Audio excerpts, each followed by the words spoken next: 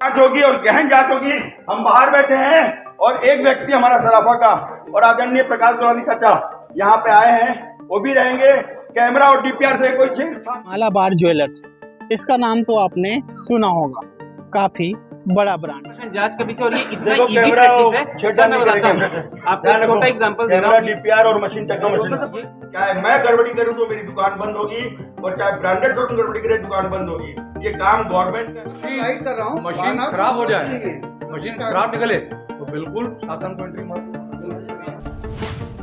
Malabar jewellers, इसका नाम तो आपने सुना होगा, काफी बड़ा ब्रांड है। लेकिन यहाँ पर एक गड़बड़ी, और गड़बड़ी कहें अब झोलझाल कहें, ये सामने आया है। सदर बाजार से एक व्यक्ति ने सोना खरीदा था और सोना खरीदने के बाद जब उसे ज़रूरत हुई कि उसका उचित मूल्य जानकर उसे बेच दे, तो वो पहुंचा था मालाबार ज्वेलर्स और वहां पर वो उचित मूल्य में बेचना चाह रहा था। जब वहां बेचने गया, मालाबार ज्वेलर्स पहुंचा, तो उसके जो कैरोमीटर है, जो नापने की मशीन है, उस पर नापा गया तो 22 कैरेट का जो सोना है वो 20 कैरेट का मिला। जिसके बाद उसे अचंभा लगा कि मैंने 22 कैरेट का खरीदा था और ये 20 कैरेट कैसे हो गया। वापस वो ज्वेलर्स के पास सदर बाजार पहुंचा और एसके ज्वेलर्स से कही, उन्होंने बात कही कि भाई आपका ये जो सोना है ये 20 कैरेट बताया जा रहा है मालाबार ज्वेलर्स में। जिसके बाद एसके ज्वेलर्स की जो संचालक हैं, जो मालिक हैं, वो पहुंचे मालाबार ज्वेलर्स और वहाँ जब पहुंचे तो दोबारा उसकी रीडिंग की गई, यानी कि उसके दोबारा माप की गई, तो उसे तौला गया तो उसे पता चला कि वो 22 कैरेट का ही है।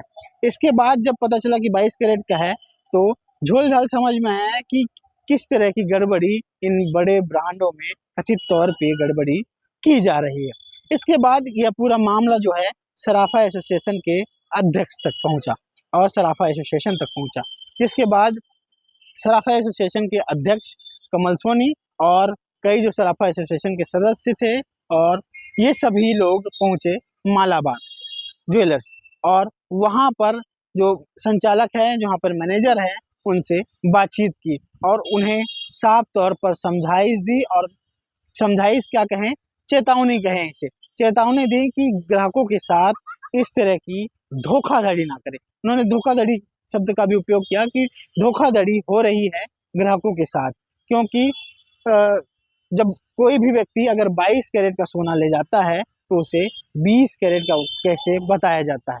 तो इस तरह की जो गड़बड़ी है ये सामने तौर पर सामने आई। इसके बाद काफ़ी वहाँ पर मालाबार ज्वेलर्स में सराफा एसोसिएशन के अध्यक्ष के साथ तीखी नोकझोंक हुई।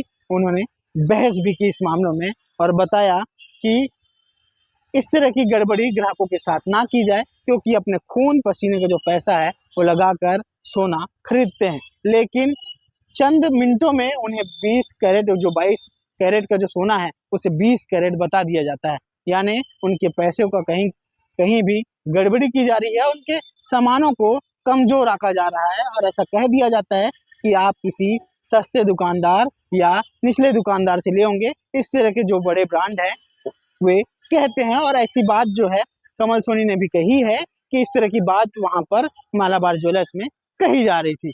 तो आप भी अगर कहीं पर सोना खरीदते हैं तो ये ज़रूर ध्यान दें कि जितने कैरेट का ले रहे हैं, सबसे पहले होलोग्राम देखें। होलोग्राम देखें, भारत सरकार ने जिस तरीके का होलोग्राम करने का नियम बनाया है उस तरह के होलोग्राम देखें, उसके बाद ही ये सोना खरीदें। इसके अलावा जहाँ पर भी आपके जो परिचित हैं उनसे ही खरीदें, क्योंकि ये चीज़ें जो है आपको प्रभावित कर सकती हैं, आपको नुकसान पहुंचा सकती हैं। इसलिए जहां पर आप जानकारी है उचित लोगों के पास ही ये खरीदें। और लगातार जो सराफा एसोसिएशन है वो जागरूकता अभियान भी चला रहा है, तो जागरूक रहिए और आप भी इसे सोच समझकर, यानी सोना सोच समझकर खरीदिए। लगातार हम आपको और भी अपडेट इस मामले में देते रहेंगे। नमस्कार। ये जो हमारा जागरूकता का अभियान था, उसमें ये विषय जब आएगा आपके माध्यम से जनता के बीच में, तो निश्चित ये क्लियर है कि ये लगातार ऐसी व्यवस्थाएं इनके द्वारा की जा रही है।